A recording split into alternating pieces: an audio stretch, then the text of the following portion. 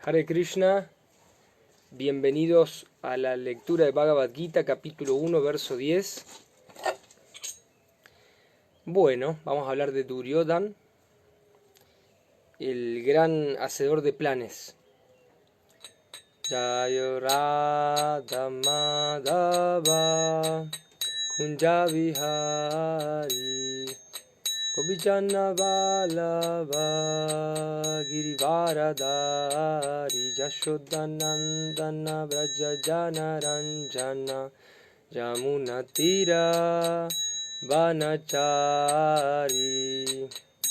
Hare Krishna,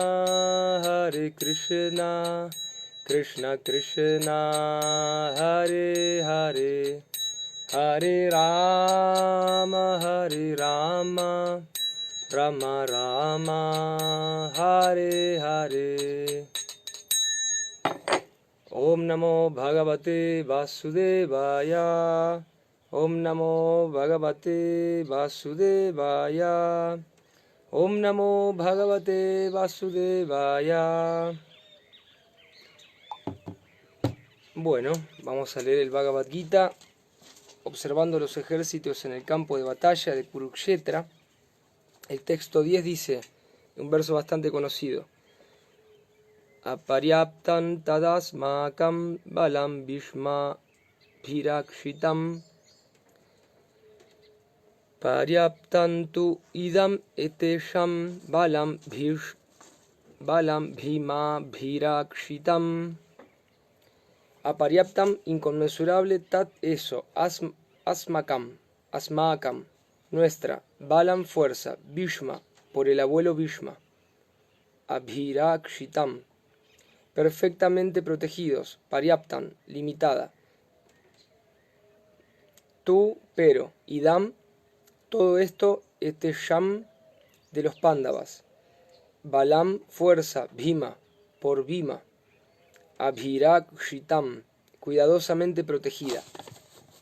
Traducción: nuestro poderío es inconmensurable y estamos perfectamente protegidos por el abuelo Bhishma, mientras que la fuerza de los Pándavas, cuidadosamente protegida por Bhima, es limitada. Significado por Srila Prabhupada, dice: aquí Duryodhana hace una estimación comparativa de las fuerzas. Él cree que el poder de sus fuerzas armadas es inconmensurable, por estar específicamente protegidas por el general más experimentado de todos, el abuelo Bhishma. En cambio, la fuerza de los Pándavas son limitadas, ya que las protege Bhima, un general de menor experiencia que ante Bhishma era insignificante. Duryodhana siempre estaba envidioso de Bhima, porque sabía perfectamente bien que de morir sería únicamente a manos de Bhima, pero al mismo tiempo él confiaba en su victoria, debido a la presencia de Bhishma, que era un general muy superior. Su conclusión de que saldría triunfante de la batalla estaba bien fundada. Om Ajnana Timirandasya Jnananshana Salakaya Chakshur Militan Yana Tasmai Shri Gurave Namaha. Namam Vishnupadaya Krishna Prasthaya Bhutale Srimate Dhammantari Swami Tinamine. Namam Vishnupadaya Krishna Prasthaya Bhutale Srimate Bhaktivedanta Swami Tinamine. Bueno, a ver si se escucha que tuvimos 40 minutos de desperfectos con las máquinas. Encima que no soy muy hacker que digamos. Bueno, acá lo interesante, ya habíamos puesto el título y todo, era el Mahabharata, noticias relevantes. Ahora después lo voy a volver a escribir.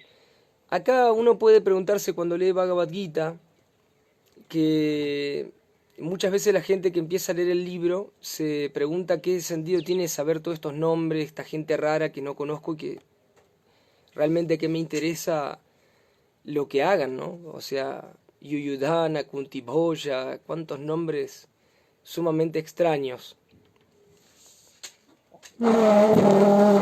Entonces, el tema interesante acá es que esta historia del Mahabharata, o sea, el contexto geopolítico que había hace 5.000 años, en el cual el señor Krishna hizo su advenimiento,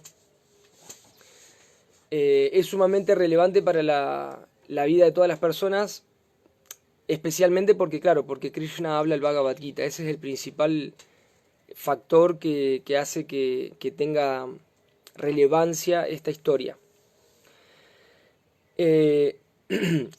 Hoy en día, por ejemplo, tenemos también una situación llena de guerra, de intrigas, de planes políticos, de trampas, y eso entra dentro de más de lo mismo, en un sentido. No hay ninguna ganancia fructífera para una persona que atiende las noticias de hoy en día, ¿no? Si bien puede ser parecido el contexto debido a que es bélico, está lleno de gente que compite, que quiere sacarse las entrañas y sacarlo al otro de la película, matarlo. En ese sentido puede ser muy parecido a lo que estamos acostumbrados a través de las noticias y todo lo que se va sabiendo de que va pasando a nivel mundial hoy. En ese sentido es parecido, solamente que aprender sobre la historia del Mahabharata nos da una capacidad de entender mejor a Krishna también. Eso es lo que tiene de interesante. Entonces, acá como protagonista está Duryodhana, que es el hijo de Dhritarashtra, el rey ciego, que en realidad no debería ser el rey del estado de Hastinapura, que era el gobierno del mundo. Pero bueno, Pandu por una cosa u otra se exilió y después murió. Y Pandu era ultra cualificado, era una persona de gran capacidad para la lideranza política y beneficiar a las masas, digamos. Dhritarashtra no tenía esos enfoques tan marcados o claros. Él estaba más motivado por los 6 enemigos del alma, ¿no? La lujuria, la codicia, la ira, la envidia, la locura y la ilusión. La envidia es la raíz de todo, como la madre de la familia esa. Y bueno, Duryodhana era un chico que había sido hasta predicho que iba a ser muy nefasto para el Estado, para el gobierno y para toda la familia real en realidad. Y de hecho los sabios le dijeron que lo tenían que abortar al chico. Está toda la historia descrita en el Mahabharata, ¿no? Como la madre de Duryodhana no podía dar a luz y bueno, tuvo un pedazo de carne, ese pedazo de carne se le hizo un trabajo genético y salieron 100 chicos poco queridos, los hijos de Dhritarashtra. Y Duryodhana era el principal y también él estaba muy movido por la envidia y todas las contaminaciones materiales que no le dejaban el camino despejado para el Dharma, para la justicia divina, la justicia también del mundo, ¿no? Que él tenía que ejecutar como príncipe heredero. Y entonces Duryodhana, él siempre estaba considerando que mediante, como dice Krishna en el capítulo 16, que mediante su propia determinación, él iba siempre a conseguir meterle una traba en la rueda a los Pándavas. Los Pándavas eran devotos de Krishna, devotos puros, y eran como superhéroes en realidad, porque ellos eran hijos de semidioses, y la capacidad que tenían de cumplir con el deber de gobernantes era insuperable en realidad. No había manera de superarlos. A ver qué. Entonces, Duryodhana estaba siempre con ese ímpetu de generar un problema tras otro en la vida de los Pándavas, en sus planes, en lo que la providencia le iba trayendo. Duryodhana estaba siempre con envidia, con ira, con recelo, en esa competitividad hasta que, bueno, hasta que se llegó a la guerra. Ahora está pronta la guerra, donde van a morir justamente los Kurus. Él mismo va a morir, que dice que mi ejército es mejor, él va a morir. Salió todo al revés de lo que él pensaba.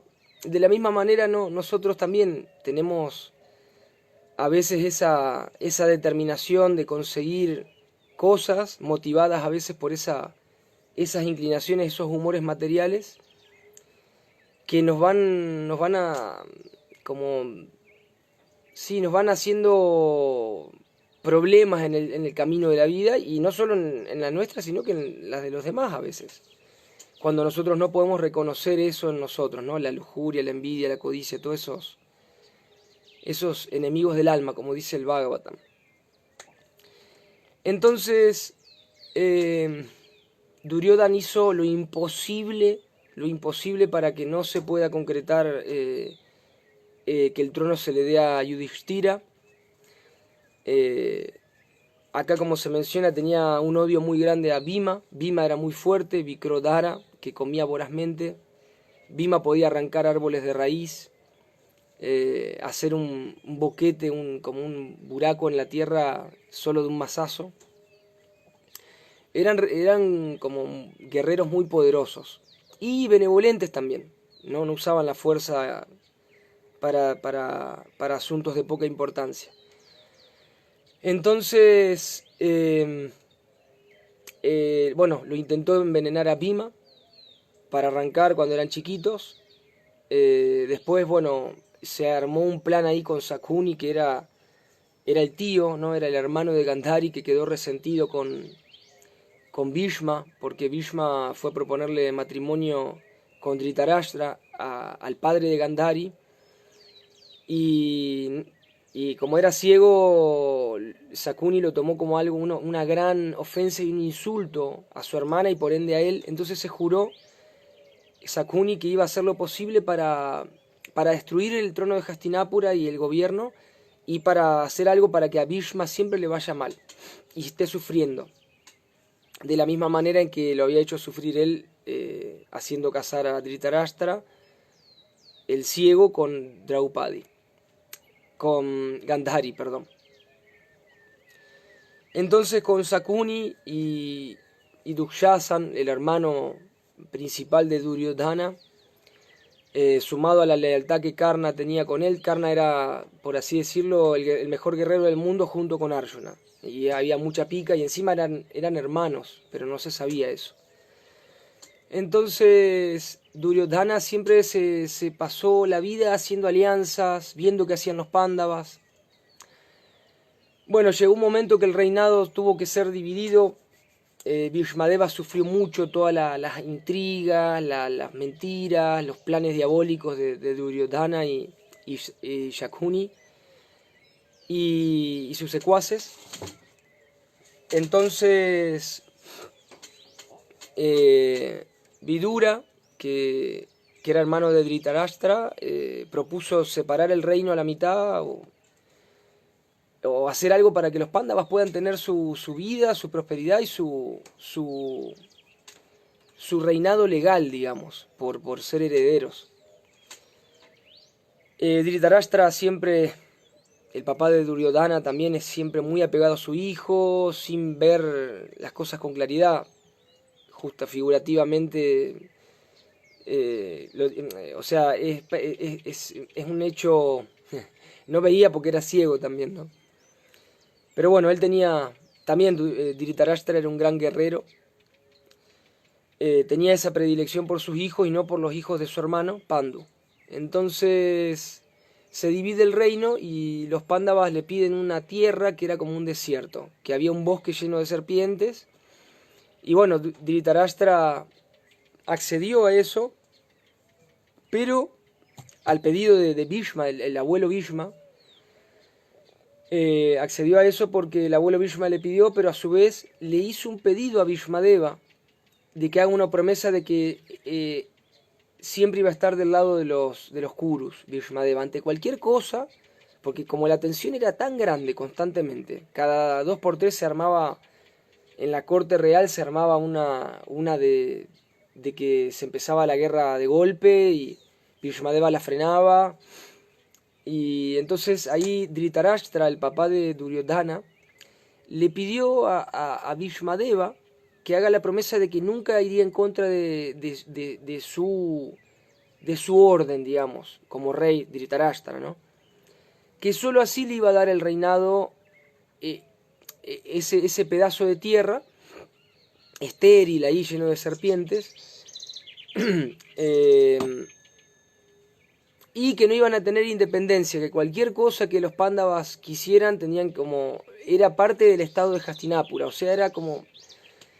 Bueno, ahí Bhishmadeva promete, porque Bhishmadeva también se le llama Devabrata, ¿no? Él hacía votos y no los quebraba nunca. Y bueno, Dhritarashtra tenía un plan de debajo de la manga siempre, y ahí sacó las otras condiciones donde quedó mal parado Bhishmadeva y los Pándavas quedaban sin independencia, etc. Entonces estaba contando un poco de la cantidad de cosas que hizo Duryodhana. Antes de eso, me estaba olvidando, hizo una treta para mandarlos a una ciudad a hacer una ceremonia en nombre del papá y hacer algunos sacrificios para contrarrestar algunas actividades que ellos les atribuían como adármicas o irreligiosas o injustas. Los Pándavas aceptaron y ese palacio que le dieron estaba hecho de ghee, de cera y así tipo era algo inflamable y bueno, obviamente enseguidita nomás se les prendió fuego y bueno, ellos escaparon con la mamá, la reina Kunti, y bueno, estuvieron de incógnito. Después, bueno, pasa el Swayamvara de Draupadi, donde también Draupadi, hija de los semidioses, a través de un yagya, fue conseguida por Arjuna disfrazado de sannyasi en esa competición. Y me dicen que se corta. Bueno, estamos haciendo lo que podemos con la tecnología, esperemos que se escuche. No, me dice Akshay que se corta un poquito de vez en cuando, debe ser la señal. Después viene esto que se divide el reino y bueno, los Pándavas van para ahí, dicen ok, vamos a arrancar de cero, lo que tiene esfuerzo es más gustoso. Se fueron tranquilos con la emperatriz, que era la esposa de los 5, por una situación también ahí que pasó. Y ahí, para lograr la independencia, Yudhishthira, que era el emblema de la religión y de la justicia del Estado, aparte de los otros 4 hermanos y Draupadi, que también era una reina ideal,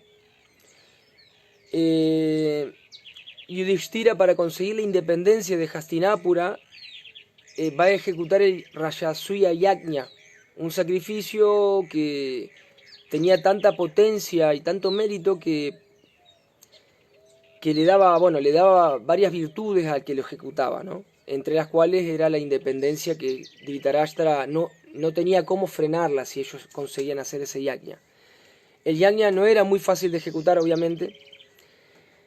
Entonces, ya cuando los Pándavas, habiendo sacado las serpientes y el amo ahí de las serpientes, que era Takshaka, y a un demonio llamado Maya, que vivía en el bosque, que después se puso del lado de ellos porque obviamente que el demonio este reconoció a los Pándavas y a Krishna, pero no así el serpentino Takshaka, ¿no? Era un reptiliano, más o menos, se podría decir. Cambiaba de forma. Entonces los Pándavas habían conseguido, bueno, este Maya les da, no sé si construye el palacio este de Indraprasta, donde se fundó la ciudad. Creo que era un regalo de Indra, sí, Indraprasta, sí. Era un regalo de Indra la ciudad, y el demonio Maya, que había prometido a Krishna cuando los echaron con el incendio. Pero bueno, primero los atacaron ellos, que estaban en el bosque y toda la cuestión, no querían a los humanos. El demonio Maya, a pedido de Krishna, se comprometió a cuando lo necesiten, él iba a estar disponible. Entonces este demonio hizo un montón de arreglos en la ciudad y sobre todo en la corte había una sala, la sala de asambleas, con un montón, era todo mágico, era como lo que parecía agua era tierra, lo que era tierra parecía, era todo, tenía todo como una potencia de confusión y de engaño. Y entonces se enteró Sakuni, Duryodhana, etcétera, se enteran de que Yudhishthira iba a hacer este yajna y iban a conseguir más poder todavía, sin su consentimiento. Él nunca podía ser rey, era como una cosa que cada vez que lo iban a coronar a Duryodhana con sus árdides, se le frenaba y no podía. No va que aparece Duryodhana con Sakuni y Dukshasana en Indraprastha y van al Rajasuya Yajna de Yudhishthira, obviamente con la intención total de hacer un estrago en el sacrificio, de arruinarlo. Ahí estaba Shishupala, justo después de que había Krishna con, o sea, Bhima en realidad, pero bueno, entre Bhima y Arjuna fueron donde Jarasandha y Bhima lo mató. Dice que dividió en dos. Faltaba matar a Shishupala, que estaban bastante pesados estos dos. Y en el Rajasuya Yajna estaba Shishupala también, que era totalmente ególatra, agrandado. Tenía también una bendición de que Krishna no lo podía, le tenía que perdonar 100 insultos. Entonces ahí este Shishupala insulta a todo el mundo, inclusive a Sakuni, a Duryodhana. Ni siquiera se ponía del lado, podía ser Duryodhana, que era tan diplomático, no lo pudo poner de su lado. Este Shishupala estaba como totalmente pirado. Y ahí Shishupala insultó a todo el mundo, a Bhishma, al abuelo Bhishma, que era obviamente muy querido, él era muy querido para los Pándavas y los Pándavas eran muy queridos por él, pero por su compromiso con el reinado de Hastinapura, él de una manera u otra quedó del bando contrario. Así fue, viste, el tema de los votos, por eso después él tuvo un tema ahí con pagar algunas reacciones, digamos, de eso. Entonces, ahí Shishupala insulta a Draupadi, le dice que era amiguita de Krishna, como que tenían algo, o sea, insultó a todo el mundo de una manera espantosa. Y Krishna lo escuchó y esperó hasta que se le cumpla la ofensa número 100. Y sin decir ni una palabra le cortó la cabeza con el chakra Sudarshan. Y Duryodhana, tan sinvergüenza, salió a decir cómo que lo van a matar y empezó a defender a Shishupala. Duryodhana, o sea, estaba totalmente loco. Y ahí Duryodhana lo desafía a Krishna inclusive. O sea, estaba loco. Duryodhana estaba totalmente loco y realmente esta profecía de los sabios de que iba a ser un demonio se cumplió y bueno, ahí viene el tema cuando uno no le hace caso a los sabios, a los devotos. Hay que escucharlos porque los problemas que vienen después a veces son irreparables. Bueno, para terminar, tengo dos temitas más ahí. Entonces, la importancia de entender este escenario es porque los planes de Krishna son como 100% inconcebibles para un alma condicionada. Es como que una hormiga quiera concebir cómo funciona un avión. Ni siquiera yo entiendo cómo funciona un avión, y soy un ser humano. Pero qué decir entender los planes de Krishna. Entonces, todo este escenario del Mahabharata que desemboca en una gran guerra para matar a los herejes es muy criticado por muchas personas que sacan de contexto o que no entienden la posición trascendental de Krishna como la suprema personalidad de Dios y que sus planes son infalibles, omniperfectos y omnibenevolentes. Cuando Krishna mató a Shishupala, le rebatió a Duryodhana, que lo vino a defender, le dijo, en realidad, para una persona que es tan pecaminosa y descolocada, así loca, es como misericordia matarla para que no siga acumulando más karma, le dijo Krishna. Entonces, hablando de la hormiga y cómo vamos a entender los planes de Krishna si ni siquiera podemos entender una hormiga nosotros. O sea, la hormiga no nos puede entender a nosotros, pero nosotros no podemos entender a una hormiga. Ya pensó uno, ¿cómo es que se mueven las patitas de las arañas esas que están ahí que uno ve, mira para arriba y las ve en todos lados? Es un pelito que se mueve, ¿cómo? O sea, el cuerpo humano tiene tendones, músculos, pero la araña, ¿qué tiene en ese pelito? Y ahí adentro hay una tripita, un estomaguito, un ojito. O sea, por eso para entender a Krishna hay que siempre empezar por ahí, empezar a entender que uno no entiende absolutamente ni siquiera ni una hormiga. Después, bueno, en una mota de polvo vuelan los ácaros y hay todo un mundo de flora y fauna. Así que bueno, ese es el tema. Quizá alguien tiene alguna pregunta. Y bueno, esa es la diferencia con las noticias del Mahabharata, que son útiles y relevantes siempre, contra las noticias bélicas del mundo material hoy. Y siempre que no esté el Dharma y Krishna de por medio. O los devotos de Krishna. Entonces, para las personas que no han leído Bhagavad Gita, el primer capítulo es una descripción del escenario de esta gran historia antigua, el Mahabharata, y un capítulo del Mahabharata, que es un gran libro, es el Bhagavad Gita. Entonces, el primer capítulo del Bhagavad Gita se hace la descripción del escenario, que ahora justo leí esta parte donde Duryodhana está ya llegando al ejército y compara la fuerza y dice, vamos a ganar nosotros. Él siempre creía que iba a ganar, que él se creía siempre el mejor. Siempre los asuras están en la posición de querer aplastar a los otros, de compararse y medirse de una manera no benevolente y siempre confusa, porque aparte los resultados fueron diferentes a lo que él calculó. Así que después del capítulo 1 viene la parte del conocimiento que Krishna le quiere dar a Arjuna y a través de Arjuna a toda la humanidad. El máximo conocimiento espiritual. ¿Por qué Prabhupada no tradujo el Mahabharata? No tengo la más pálida idea, pero quizá él se concentró en el canto 1 del Bhagavatam, donde él puso mucho de la historia del Mahabharata descripta lo mejor que pudo. Quizá por eso, porque dijo, lo más importante es el Bhagavatam, ¿no? Entonces, ahí en el primer texto del Bhagavatam, de canto 1, de capítulo 1, que es el señor Brahma hablando, Yanmadi Asya Yata,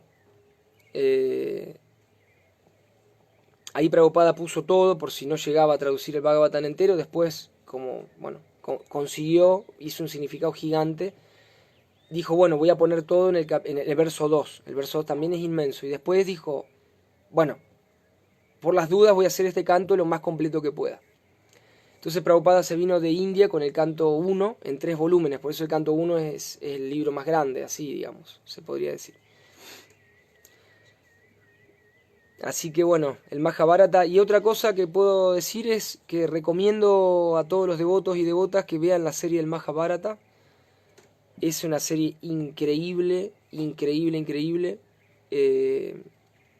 Después está la serie de Radha y Krishna, que tiene todo basado en los libros de Prabhupada. Uno lee el Krishna Book y ve la serie y hay algunas cosas diferentes, pero en detalles muy insignificantes que probablemente sean para el montaje o quizás sean de otros libros de los Goswamis, pero en general combina con el Krishna Book, con el libro de Krishna. La verdad que lo recomiendo. Justo vimos la escena anoche de la matanza de Shishupala, por eso estaba contando esto, y Duryodhana estaba también como protagonista ahí, sin nada de cordura, y Krishna, bueno, le tuvo paciencia, le explicó por qué mató a Shishupala. De todas maneras, terminó el capítulo en que Duryodhana lo desafiaba a Krishna a una batalla, o sea. Bueno, eso puedo decir. La serie vale la pena, realmente apalanca la comprensión de los libros de Prabhupada, el avance espiritual del devoto. Está muy bueno. Bueno, Hare Krishna, muchas gracias. Si alguien más tiene algún comentario, alguna pregunta, yo lo puedo leer. Y si no, terminamos por acá. Espero haberles sido útil y haber despertado alguna comprensión